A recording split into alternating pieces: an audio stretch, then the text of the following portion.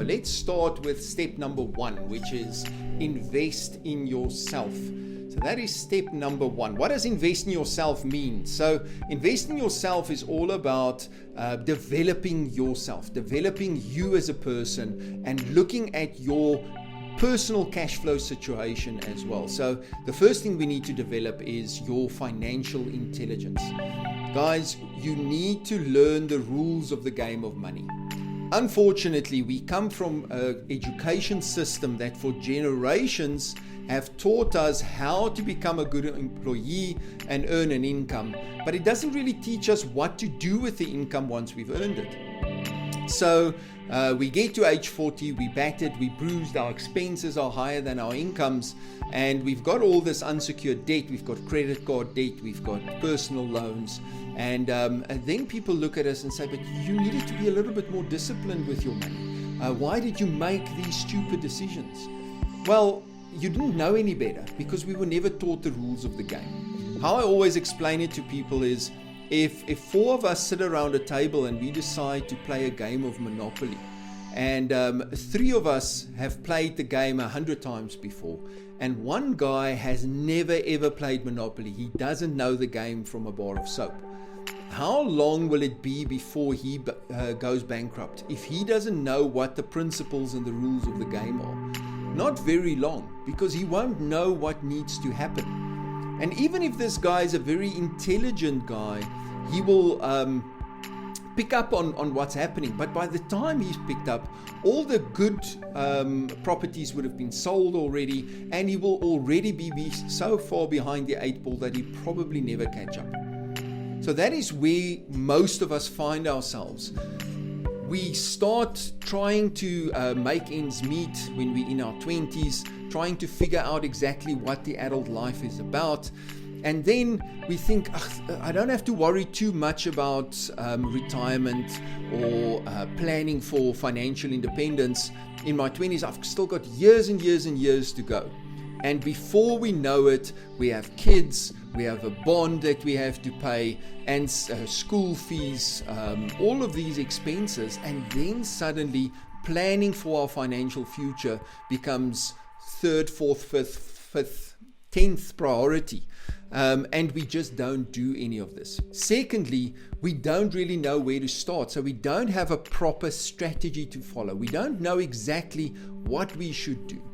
Now, when I did my research and started this 5-step process, or developed this 5-step process, I read hundreds of books of financial gurus all across the world to try and figure out what the best advice is and how we can make it practical. And one of the big things that I realized from reading all of these books, the Robert Kiyosaki's, the Susie Ormans, all of these guys that write these financial books and financial development books, is the advice is fantastic, the advice is very good, but the advice is not very practical.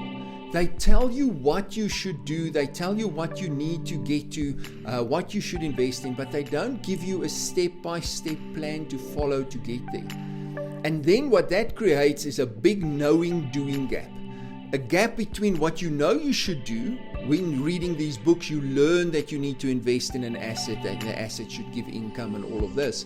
But how you get there is a problem. Where do you start? And that's why I started developing the 5-step program, to make it simple for people to know I do this, and then once I've done with that, then I go to the following one. And then from there, we created a financial coaching system whereby we not only teach you the 5 steps, but you also get guided by a coach for the implementation of that 5 steps through a trialed and tested implementation program. So if you are interested in finding out more about our financial coaching, you're welcome to go to retirehappy.co.za, and there we've got a webinar that explains exactly how the coaching can help you, which you can view on demand, or you can book a live session to watch the webinar with me, and you can ask me questions directly. So you are welcome to go there. But even if you don't do the coaching, even if you don't get involved with the 5 steps. You need to start putting definite effort into your financial education and your financial intelligence. Guys, you need to understand what is happening, because if you don't understand what needs to be done, people will take advantage of you. So you need to be knowledgeable. You need to understand how these things work, what you need to implement, and the plan that you need to follow. Because you will be taken advantage of with people who have more knowledge than you, which will just overpower you with all this information which you don't understand. And then you get this feeling of, well, this guy sounds like he knows what he's talking about, so I can just as well follow what he says. And 6 months down the line, you have no idea what you're actually doing and no idea how it actually helps you. So it's very important that you educate yourself. Another thing that you need to focus on is your personal development. That is also key. You need to mentally develop yourself.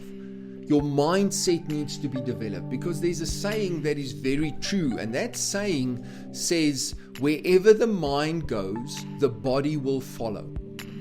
So if you don't develop your mindset to start thinking like a wealthy person, to start thinking like a successful person, your body will just go where the mind leads it. That is the reason so many people who win the lottery and suddenly have millions of rands or millions of dollars in their account, in 6 months' time or a year's time goes back and are even in a worse financial situation they were in before they won the lottery.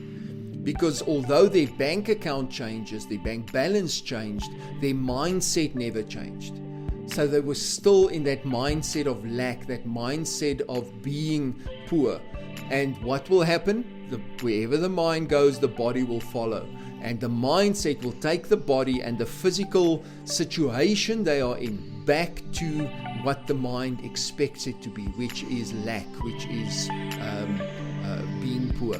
So it's very important to develop your mindset. It's very important to create a positive outlook in life, an outlook of gratitude for what you have, so that you can be strong enough to go through this journey to become financially independent. Another thing that you need to understand from investing in yourself is that an extraordinary life or extraordinary financial situation, financial independence, being financially retired in 10 years or in your 40s, doesn't just happen by chance. It only happens by design. It's not going to happen with you just randomly waiting for people to see you sell your product, paying your bills every month, and suddenly you're going to be wealthy because somebody gave you a big salary. You have to design your life. Otherwise, you are not going to achieve it. You need to understand what the goal is that you're the destination that you're trying to achieve. You need to understand and have a clear picture of what that destination looks like. Because if you don't know where you're going, that is exactly where you're going to end up. Nowhere.